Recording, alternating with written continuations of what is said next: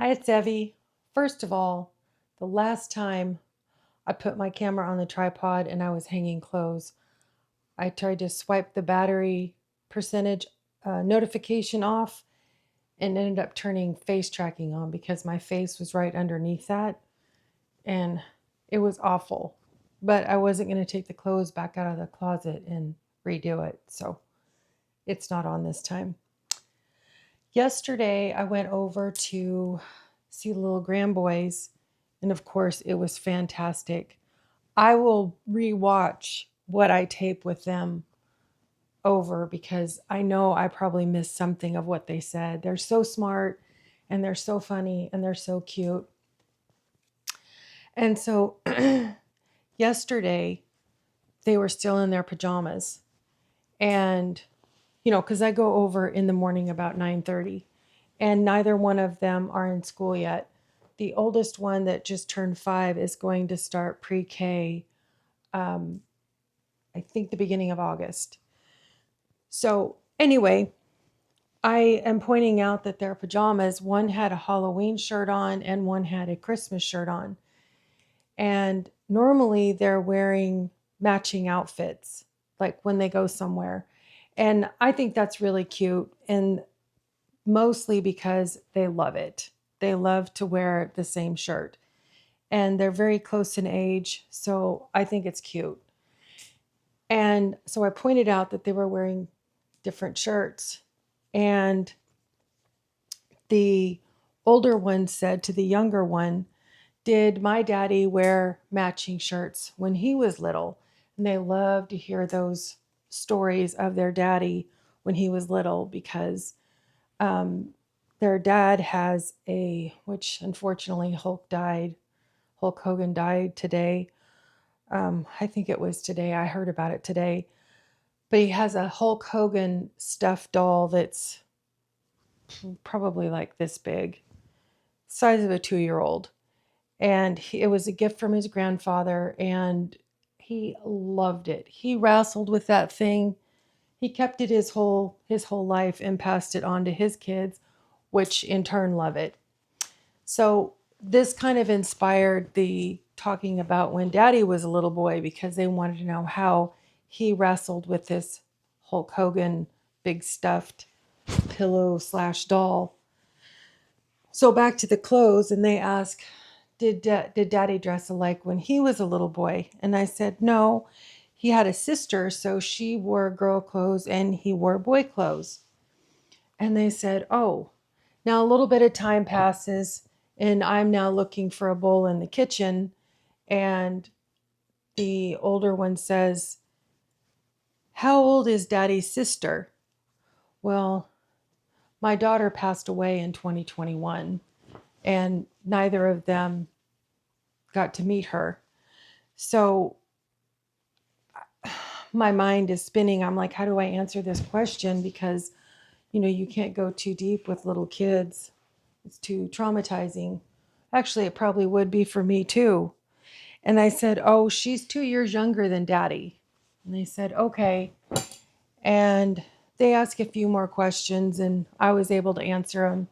And then now we've moved back to the bedroom and we're making a fort out of blankets and, putting them over between the bed and these big upholstered blocks. And, we're making like a tunnel for them to crawl through and play with flashlights. And the older one says, so how old is, or no, he said, what is, no, he did. He said again, how old is the sister? I had to think of my response. How old is the sister? And I'm like, oh my goodness, how am I going to answer this? And I said, oh, do you mean my sister? And he said, yes. And I said, oh, she's 57.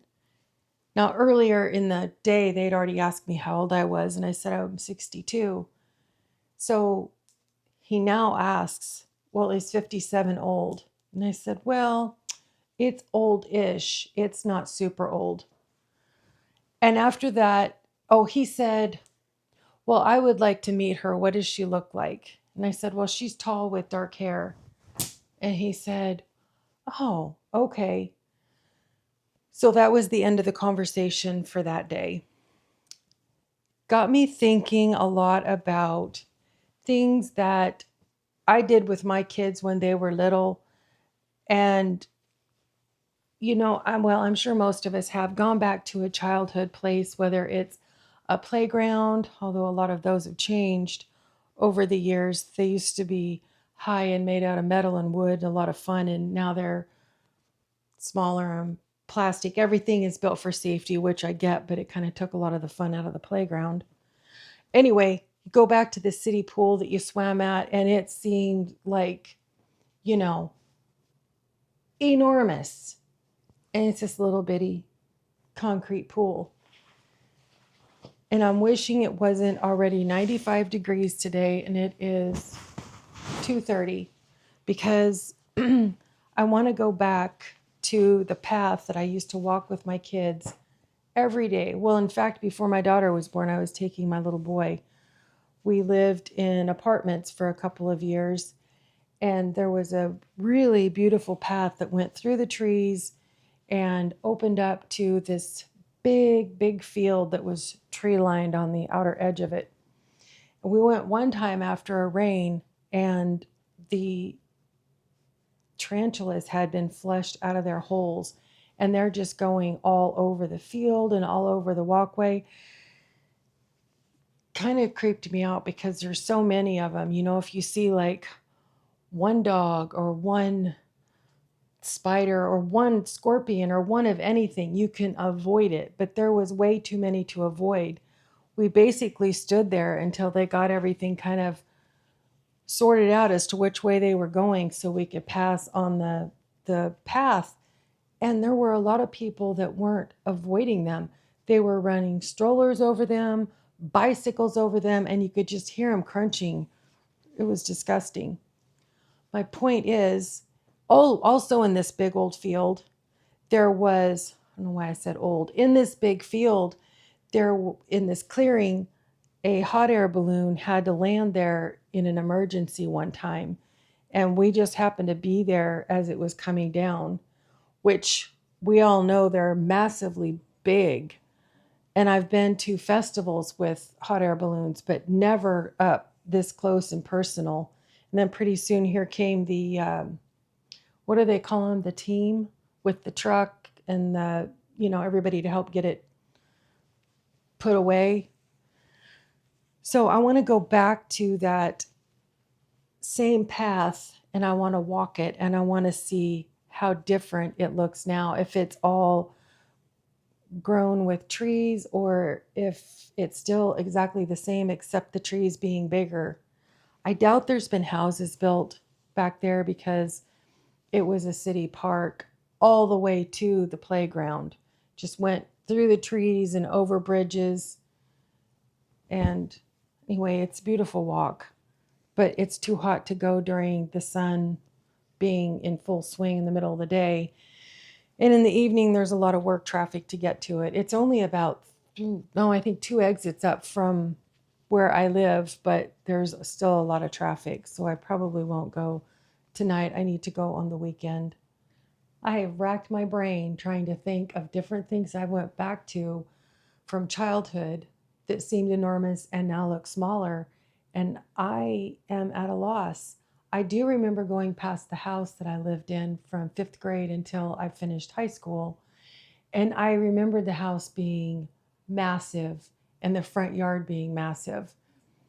I think the reason I thought the yard was massive was because we had an electric mower and we always had to be mindful of the cord. And our dad always told us, there was 5 of us girls, do not run over the cord. Be very careful because if you run over the cord, you're going to die. So one day my sister, 2 years younger than myself, was out there mowing the grass and she wasn't careful. All of us were out there. I mean, not my parents, but all of us girls. She ran over the cord and we all just went, and then nothing happened except the lawnmower quit working. But this house that I thought was huge was not huge because we had moved from a duplex in this tiny town that had 2 bedrooms. So all 5 of us girls were in the same room.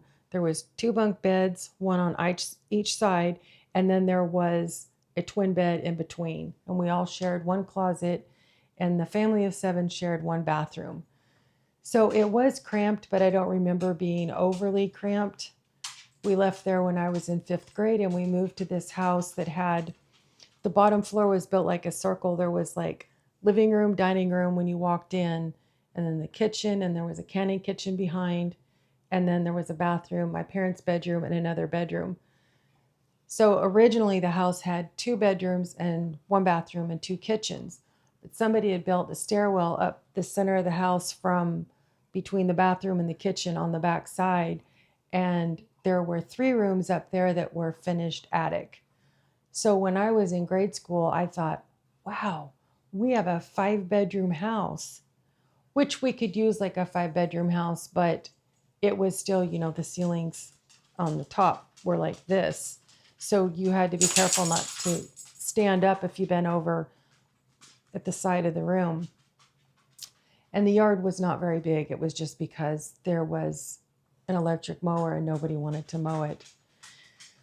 Let me know if there's anything that was enormous when you were a child and you go back as an adult and it's almost miniature sized. Thanks for stopping by. I'll see you tomorrow. Bye.